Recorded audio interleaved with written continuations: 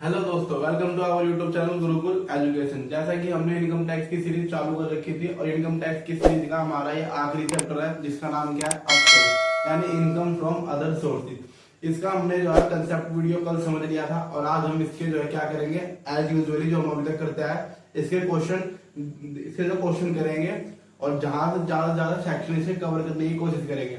मैं एक और बात बताना चाहता हूँ, ये जो क्वेश्चन कर रहे हैं हम वो हमारे किसी न किसी साल में आए हुए इग्नू के क्वेश्चन होते हैं, तो इसलिए आप ये ना समझे कि सर ये हल्के फुल्के क्वेश्चन कराए जा रहे हैं। नहीं, ये एग्जाम रिलेटेड ही क्वेश्चन है। जैसा कि आपको यहाँ पे क्वेश्चन दिख रहा होगा इनकम फ्रॉम अदर सोर्सेज का, ये क्वेश्चन आया था जुलाई 2021 में और मई 2011 में भी आया था। ठीक है, अब क्वेश्चन क्या है, क्वेश्चन बोलता है कि these are the following detail, जो कि मिसिस हेमाली, यहाँ पे जो हमारा कौन है वो मिसिस हेमाली है हमारी कस्टमर। ठीक है, और उन्होंने जो क्या क्या इन्फॉर्मेशन दिया, उन्होंने बताया कि कैश गिफ्ट ऑफ 51,000 रुपए का रिसीव हुआ है from her friend on the occasion of her षष्ठी प्रथा पूजा, a wedding function celebrated on her husband completing 60 year of age. यानी जो मिसिस हेमाली है वो जो है उनकी शादी को अब 60 साल पूरे हो गए हैं और इस 60 साल शादी को पूरे होने पर उन्होंने जो एक सेलिब्रेशन जो है ऑर्गेनाइज करा था, जिसपे उनकी एक दोस्त थी, उन्होंने क्या करा, उसे 51,000 रुपया कैश में गिफ्ट दिया। हमने कल जैसे कि पढ़ा था, यदि हमें गिफ्ट किससे रिसीव होता है, रिलेटिव से रिसीव होता है, तो क्या है वो एग्जाम्प्ट होता है। क्या होता है? एग्जाम्प्ट। ठीक है, यदि गिफ्ट मुझे रिलेटिव से मिलता है तो एग्जाम्प्ट होता है। और रिलेटिव के डेफिनेशन में मैंने आपको बताया था कि हमारा फ्रेंड जो है रिलेटिव के डेफिनेशन में नहीं आता है, तो मतलब रिलेटिव के डेफिनेशन में नहीं आया तो गिफ्ट हमारा यहाँ पे एग्जाम्प्ट नहीं होगा।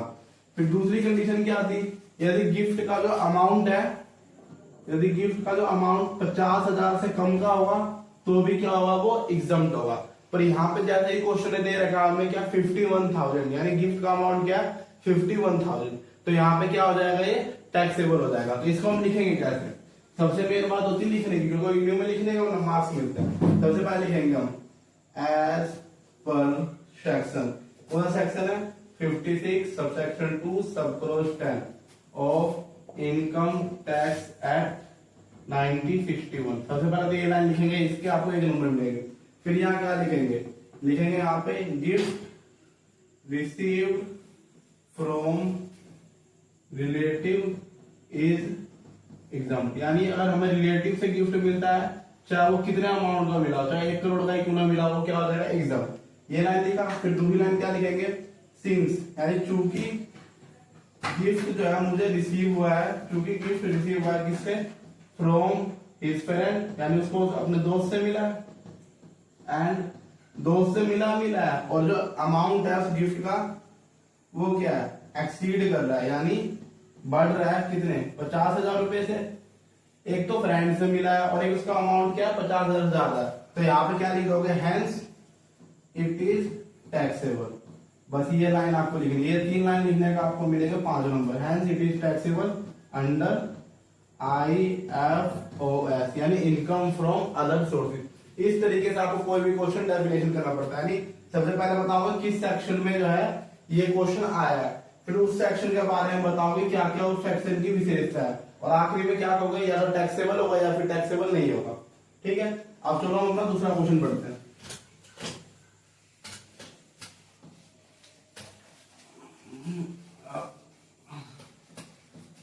अब देखो दूसरा क्वेश्चन क्या आता है हमारा,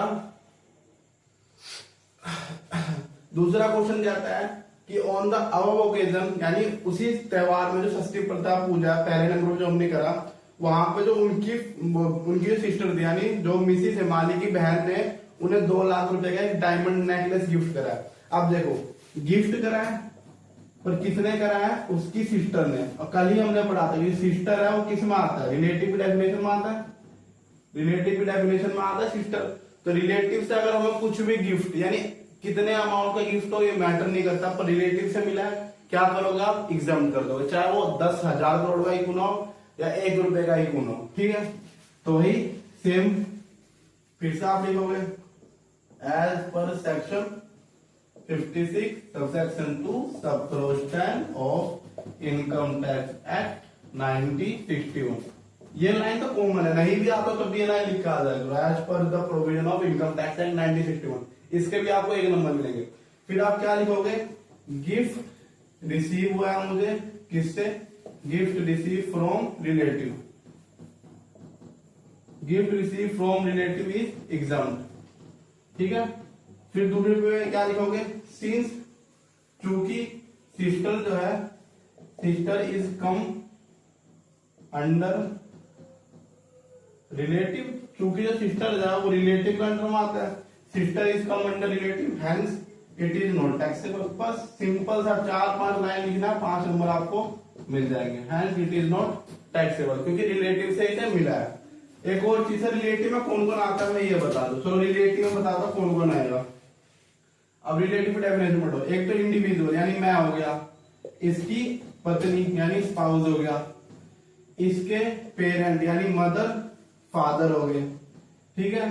फिर इसकी जो है सिस्टर, इंडिविजुअल की सिस्टर भी हो सकती है, ब्रदर होगी, इसके मदर इसके फादर हो गए, ठीक है। इसकी भी ब्रदर होगी, इसका भी सिस्टर हो गया। फिर फादर का भी तुम्हारे जो चाचा रहेंगे, फादर का ब्रदर हो सकता है, फादर की सिस्टर हो सकती है, ठीक है। और हाँ इसका सन, और इनके जो है सन हो सकता है, डॉटर। ये चीज क्या आती है हमारी रिलेटिव, यानी ये पर्सन जो है हमारे रिलेटिव में आएंगे, ठीक है। अब हम चलते हैं अपने तीसरे क्वेश्चन की तरफ।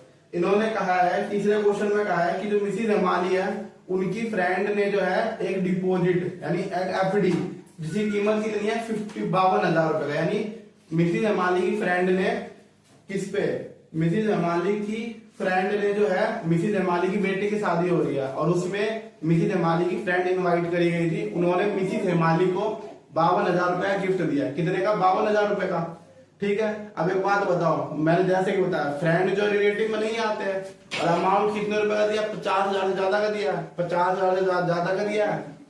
फ्रेंड जो है गिफ्ट की वो रिलेटिव की डेफिनेशन में नहीं आते हैं, तो आप क्या लिखोगे, वही एज पर प्रोविजन ऑफ 56 सब क्लोज टू सब 10 of the income tax act, gift receive from relative is exam from GST, ठीक है। एक लाइन ये लिखोगे।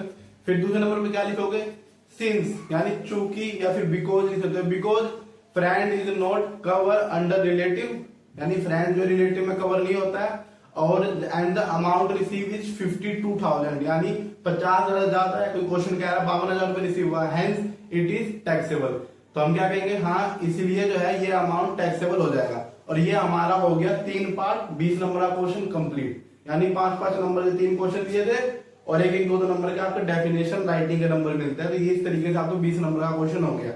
अब हम चलते हैं अपने दूसरे क्वेश्चन की तरफ।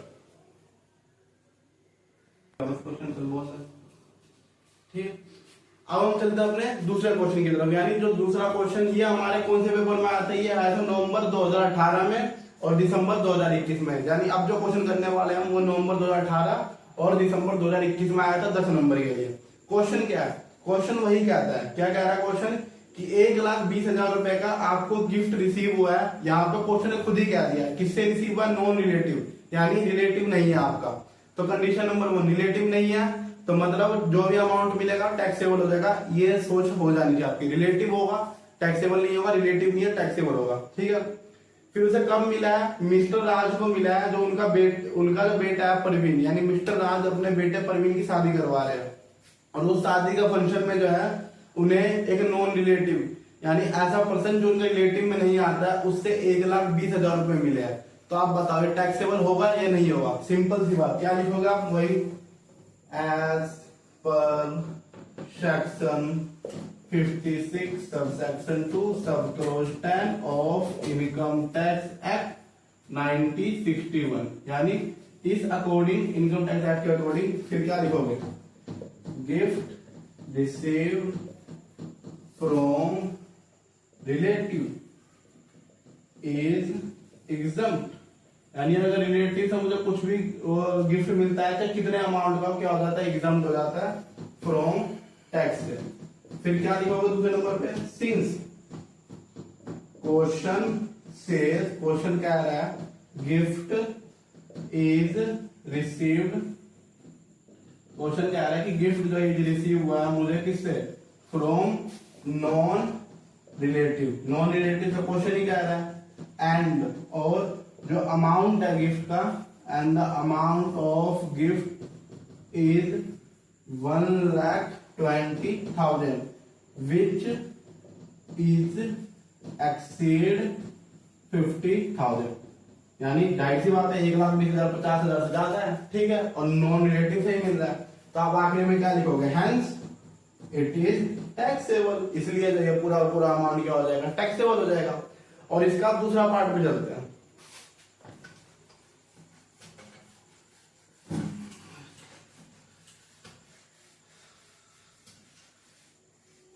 इसका दूसरा पार्ट क्या कहता है कि देखो इंटरेस्ट रिसीव हुआ है मुझे किस पे, एनहेंस कंपनसेशन। मतलब जैसे मान लो मैंने आपको कल एक एग्जांपल दिया था कि आपकी जो जमीन जो है सड़क के बीच में आ रही है, तो सरकार ने क्या करा, आपकी जमीन को एक्वायर कर लिया, पर आपकी जमीन को सही कीमत नहीं दिया, आप पहुंच गए कोर्ट ने कहा कि नहीं इसे एक्स्ट्रा कीमत देना चाहिए, तो ठीक है, तो सरकार आपको क्या देगी, एनहेंस कंपनसेशन। यानी सरकार ने सपोज करो 20 लाख रुपए दिया था, कोर्ट ने कहा 10 लाख रुपए और मिलना चाहिए, आपने गलत हिसाब दिया, तो गवर्नमेंट आपको 10 लाख रुपए और देगी, ठीक है।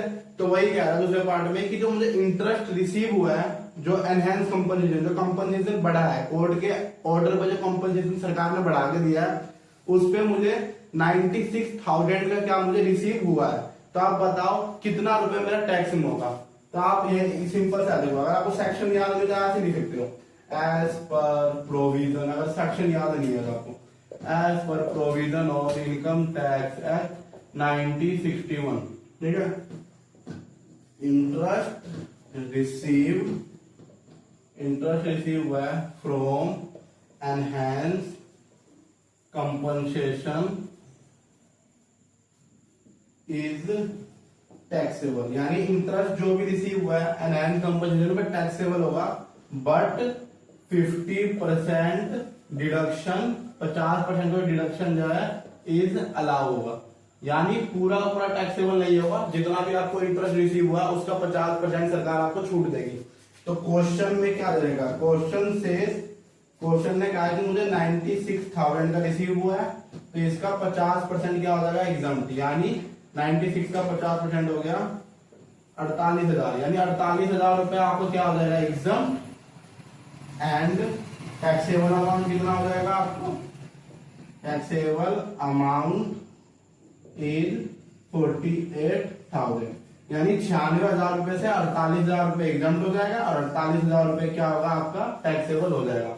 यह हमने एग्जाम के क्वेश्चन दिया, यानी सबसे पहला 56 सबसेक्शन 2 सब क्लोज 10 गिफ्ट, यही क्वेश्चन आएगा। बहुत चांस है, ये बहुत ही रेयर चांस है कि आपको ये 50% वाला क्वेश्चन है। आई होप आपको जो है इनकम टैक्स सीरीज जो चैप्टर है IFOS यानी income from other sources easy लगाओ। मैंने अपने तरफ से पूरी कोशिश करी है कि आपको इजी से इजी वे में करा सकूं। अगर आपको ये वीडियो अच्छी लगी हो तो चैनल को सब्सक्राइब करें, वीडियो को लाइक करें और ज्यादा बच्चों को शेयर करें। Thank you.